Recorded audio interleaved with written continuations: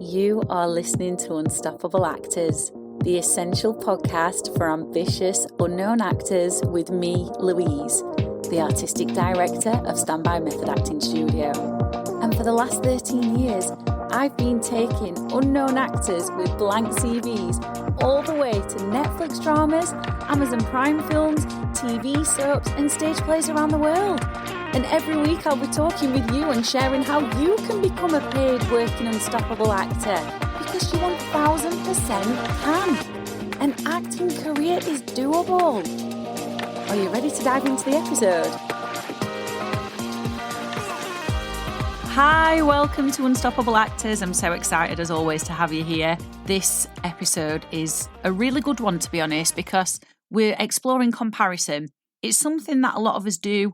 We don't necessarily talk about it a lot in the industry because it can make us feel a bit ashamed of ourselves. And that's not what I want for you. I want us to expose this comparison that goes on within us so it can have less of a hold over us and we can actually move forward productively, confidently, and with clarity in our acting journeys and our careers so we can become truly unstoppable. Because if there's one thing I've learned about comparison, psychologists call it the thief of joy, which there's a lot of truth to that, but it stops us from being unstoppable. It delays our success and our growth. So we really need to expose it for what it is, and that is exactly what we are going to do in today's episode.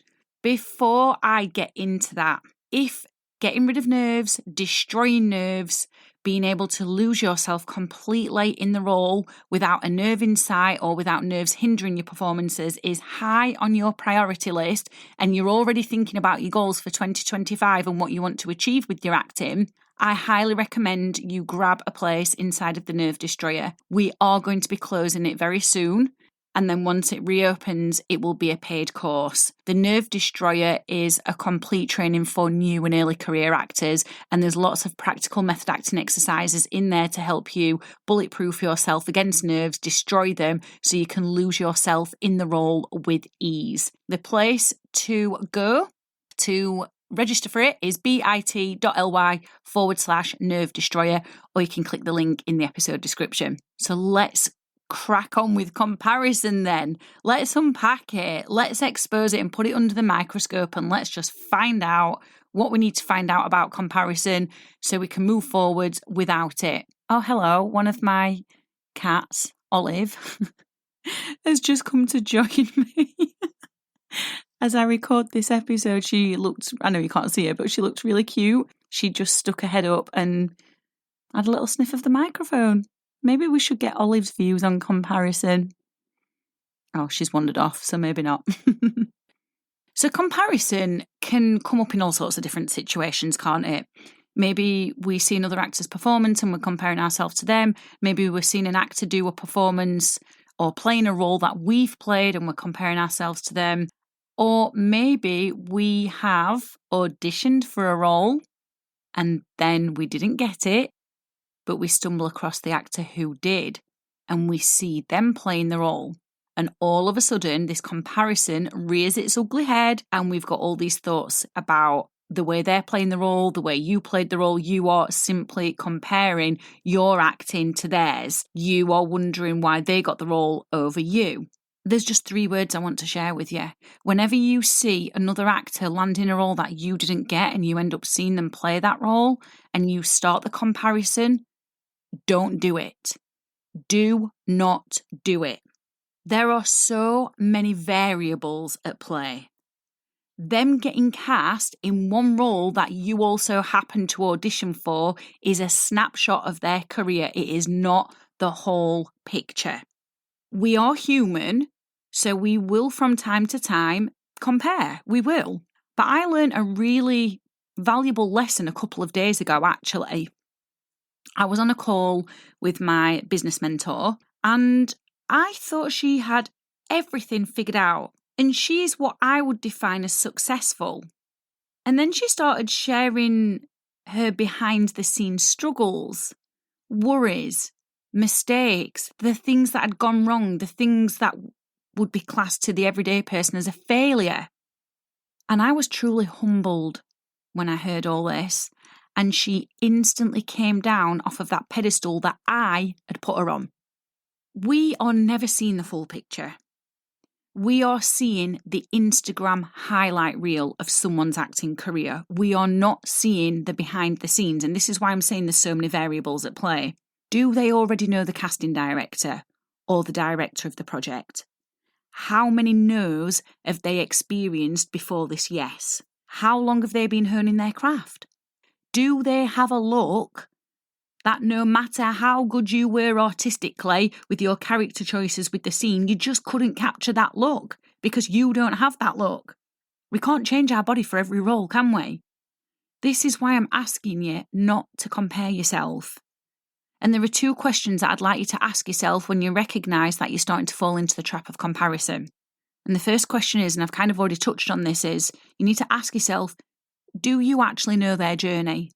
Do you know all of their ups and all of their downs?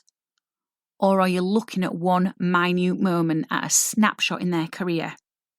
That's the first question I want you to ask yourself.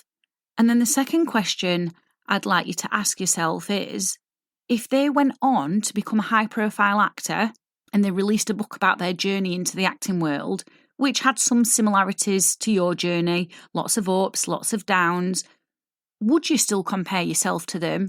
Or would you find it inspirational?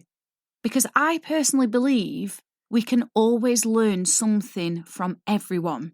So rather than comparing yourself and belittling yourself, which is, in a sense, low-level bullying of yourself because it creates stories of your perceived own unworthiness, and then that feeds into future no's that you get. So rather than doing that, ask yourself, is there a quality in this actor that I can develop within myself too, in my own unique way?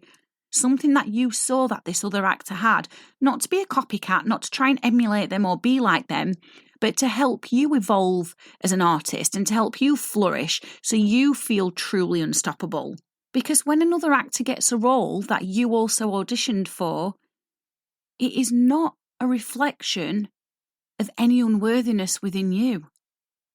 So when you ask yourself these questions that I've just put forwards to you, it's very grounding and it takes us out of the emotion of the comparison. Because when you get sucked up in those emotions of the comparison, maybe jealousy, so it's not something we often talk about, jealousy, is it? But we can feel jealous. Maybe we feel angry. Maybe we feel frustrated, disappointed. But when we ask ourselves these questions, we move ourselves away from those emotions and we get clarity over the situation, and it stops us from slowing down our own progress. And all I want for you is for you to become an unstoppable actor. So I hope these questions and what I've spoke about in today's episode is resonating with you. I hope it's getting you to think outside of your own box and outside of your own perceived limitations. Thank you so much for listening to this episode. I thought it was a really interesting topic, and I hope you did as well. I've absolutely loved hanging out with you, and I really hope you found this episode inspiring. If you have, please do rate the podcast and hit follow so you never miss an episode, and I can help more actors like you. And come and join one of the most supportive, uplifting acting communities on socials, the Unstoppable Actors Facebook group, where you'll get your weekly injection of inspiration, networking, and receive your free Method Actors handbook so you can become an unstoppable actor.